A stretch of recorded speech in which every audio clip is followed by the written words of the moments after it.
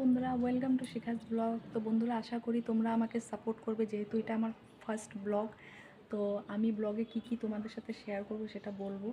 তো আমার ব্লগে কি, আর আমি রুমে থেকে সারাদিন কি করব সেটা তোমাদেরকে শেয়ার করব, আর আমার লোকেশনটা আমি তোমাদেরকে দেখাবো।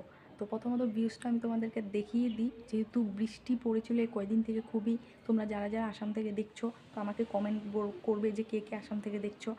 তো বৃষ্টির পরে যে ওয়েদারটা এত সুন্দর হয় আমি তোমাদেরকে দেখাচ্ছি। এই দেখো,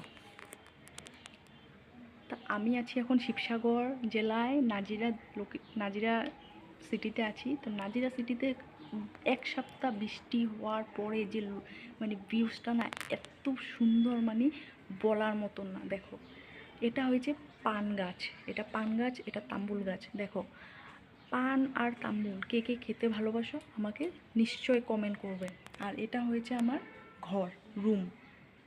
এই দেখো ভিউজটা এত সুন্দর, মানে বলার মতো না। এই দেখো,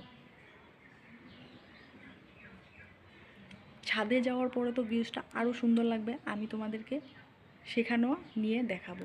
তো চলো এখন আমি আমার রুমটা তোমাদের সাথে শেয়ার করি। আমার রুমে একদম বলার মতো নেই, খুবই খারাপ সিচুয়েশন হয়েছে, সেই সিচুয়েশনটা আমি ঠিক করব। প্রথম স্টার্টিং আমি ঝাড়ুর থেকে করব।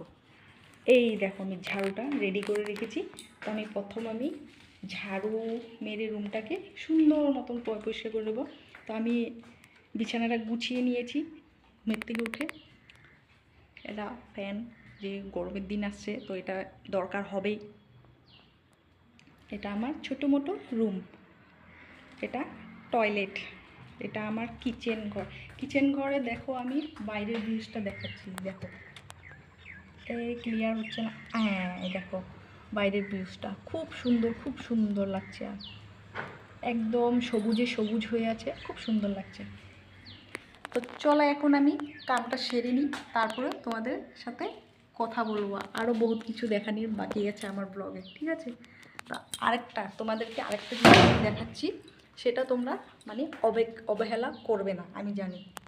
এই দেখো, আমার রাধা রানী আর শ্যাম, আমার লাড্ডু গোপাল আর রাধা রানী। জয় শ্রীকৃষ্ণ, রাধে রাধে। তো সবাই একটা কমেন্ট বক্সে রাধে রাধে নিশ্চয়ই বলে যাবে, ঠিক আছে?